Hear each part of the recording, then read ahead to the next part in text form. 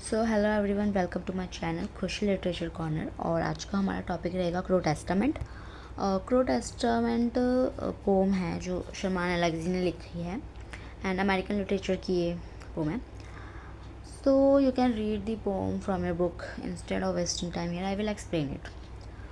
सो Sherman Alexie की ये poem crow testament, जहाँ पे इन्होंने बताया suffering and struggle of native American using crow as a symbol. यहाँ पे क्रो सिर्फ एक बर्ड नहीं है, क्रो को किस तरह से रिप्रेजेंट किया गया है native peoples, native Americans and their history and their hardship. जब वाइट पीपल्स आ गए इनके वहाँ पे, तो इन्होंने क्या क्या डिस्क्रिमिनेशन, क्या क्या मिसबिहेव किया वाइट पीपल्स ने नेटिव अमेरिकन्स के साथ, ये चीज़ एक्सप्लेन करी गई है। बहुत ही ईजी पोम है। मैंने पूरे नोट्स बना रखे हैं और बहुत ही ईजी लैंग्वेज है, you can note this.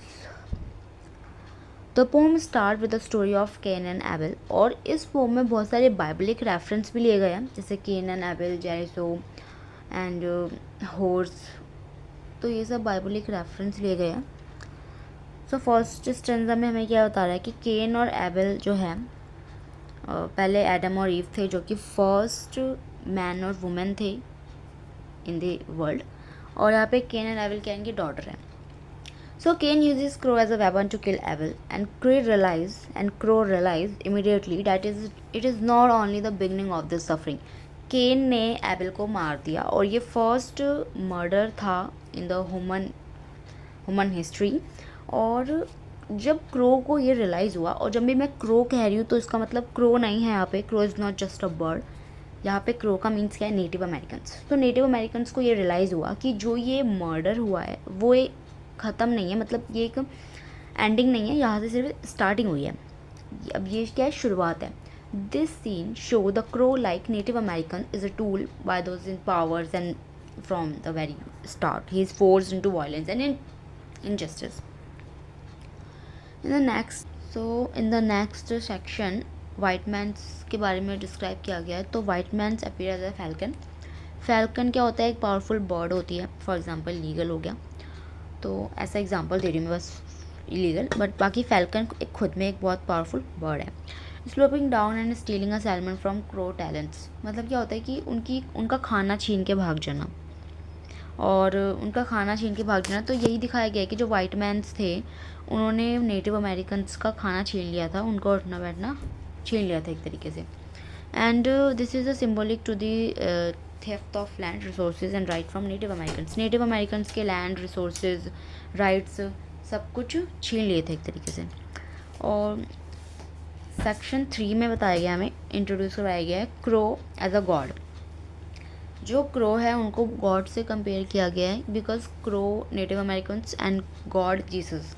So native Americans and Jesus में एक चीज़ बहुत सिमिलर है कि इन दोनों ने क्या किया, मतलब बहुत ज़्यादा स्ट्रगल सही है अपनी लाइफ में, पेनफुल लाइफ रही है बोथ ऑफ अस, बहुत ज़्यादा पेनफुल लाइफ है। तो इसलिए बहुत ज़्यादा कंपेयर करके बताया गया है कि जो बहुत एग्जैक्टली है। And this show how reason can be manipulated to serve vanity and power and white man to make people accept their circumstance. बहुत ज़्यादा डिस्क्रिमिनेशन किया है वाइट मैन ने, यही सब दिखाया गया। सेक्शन 4 एंड 5 में और ज़्यादा सफरिंग दिखाई गई है कि और ज़्यादा सफरिंग, लाइक अब बहुत ज़्यादा लाचार हो जाना नेटिव अमेरिकन्स का, बहुत ज़्यादा गिर जाना एक तरीके से, क्योंकि वाइट मैन्स ने बहुत ज़्यादा तोड़ दिया एक तरीके से।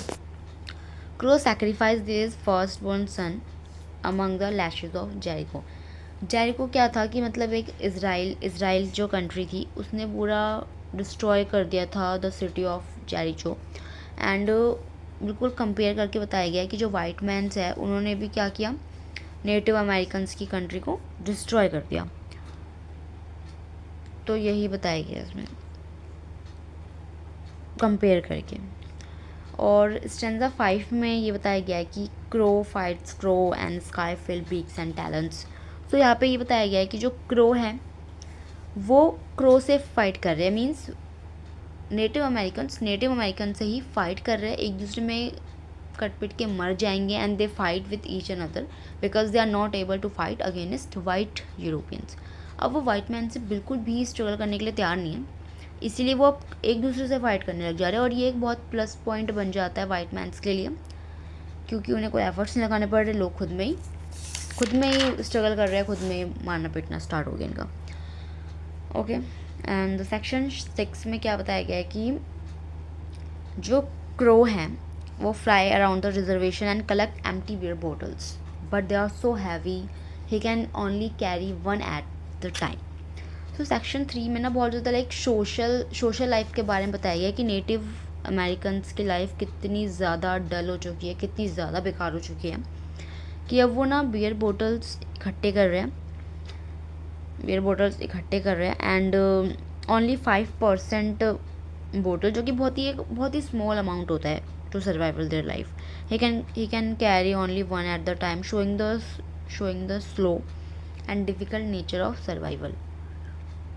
बहुत ज़्यादा स्मॉल अमाउंट है जिससे कि वो अपनी एक हेल्दी लाइफ भी नहीं जी सकते, which is not able to live with a healthy life, and nothing is left except beer bottles. तो इन्होंने यही कलेक्ट करना स्टार्ट कर दिया। Finally in section 7 crow rides a pale horse into a pro. मतलब अब देखो, जो ये पेल हॉर्स है ये क्या शो कर रहा है, डेथ शो कर रहा है। ये बाइबलिक रेफरेंस लिया गया, ये डेथ शो कर रहा है।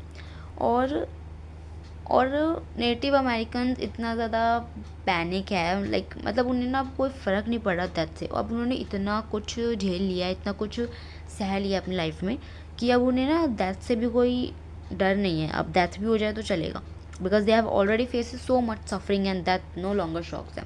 कोई शॉकिंग नहीं है कि हमारी डेथ हो जाएगी और हम मर जाएंगे, नहीं। They already live near the end of the world. Meaning that for Native Americans, hardship has been constantly reality for generation. So ये हमारी पोम ख़त्म हो जाती है और इसमें सिर्फ यही बताया गया, नेटिव अमेरिकन्स की कंडीशंस बताई गई है कि किस तरीके से वाइट मैंस आए और बहुत ज़्यादा डिस्क्रिमिनेशन किया और सब कुछ तबाह कर दिया, और अब वो नेटिव अमेरिकन्स बहुत ज़्यादा डल हो चुके हैं और एट द एंड वो खुद में ही लड़ने लग गए। और ऐसे करके बहुत सारे लाइक एक सिंबल आएगा इसमें ब्लड का, कि बहुत ज़्यादा ऐसे मरे वरे, तो ब्लड का एक सिंबल है कि बहुत सारे लोगों ने अपनी जान गंवा दी इन सब चीज़ों में। ठीक है, क्रिटिकल एनालिसिस, अब जो भी मैंने पढ़ाया उसका एक क्रिटिकल एनालिसिस है, आप इसका एसेस ले लो, क्योंकि जो भी मैंने ऊपर बोला यही सब लिखा हुआ है नीचे, जो कि एग्ज़ाम के लिए बहुत ज़्यादा इम्पोर्टेंट है।